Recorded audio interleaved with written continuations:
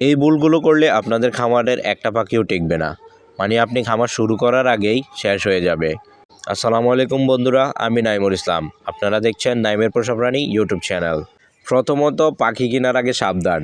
আপনি হুটহাট করে পাখি কিনে আনলেন আর পাখিকে আপনার অন্য পাখিগুলোর সাথে দিয়ে দিলেন, তাহলে দেখা যাচ্ছে যে পাখিটা আপনি নতুন ক্রয় করে এনেছেন সেটা যদি অসুস্থ থাকে বা সেটার সাথে কোনো ভাইরাস থাকে, তাহলে আপনার খামারের যতগুলো পাখি আছে সবগুলো পাখি কিন্তু ভাইরাসে আক্রান্ত হয়ে মারা যাবে।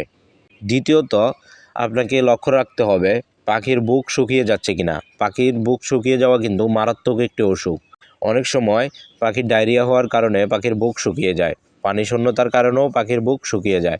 মাসে অন্তত একবার হলেও পাখির বুক চেক করবেন, পাখির বুকের মাংস শুকিয়ে গেছে কিনা। পাখির পালক থাকার কারণে পাখির বুক শুকিয়ে গেছে কিনা সেটা কিন্তু ভালোভাবে বোঝা যায় না। আপনারা চেষ্টা করবেন যেখান থেকেই পাখি কেনেন চেক করে পাখি আনবেন, পাখিটা সুস্থ আছে কিনা।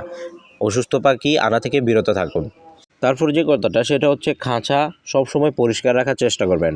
সপ্তাহে অন্তত একবার হলেও খাঁচা পরিষ্কার করবেন। তারপর পরিষ্কার পানি দিবেন এবং পরিষ্কার খাবার পরিবেশন করবেন পাখির জন্য। পাখিকে সফট ফুড কিংবা এগ ফুড দিলে সেটা বেশিক্ষণ রাখবেন না, চেষ্টা করবেন 6 ঘন্টার আগে উঠিয়ে ফেলার জন্য। এভাবে যদি পাখি পালন করতে পারেন তাহলে আপনি অবশ্যই লাভবান হবেন আর আপনার খামারের পাখিগুলোও সুস্থ থাকবে ইনশাআল্লাহ। আর খুব শীঘ্রই চ্যানেলে লং ভিডিও আসছে।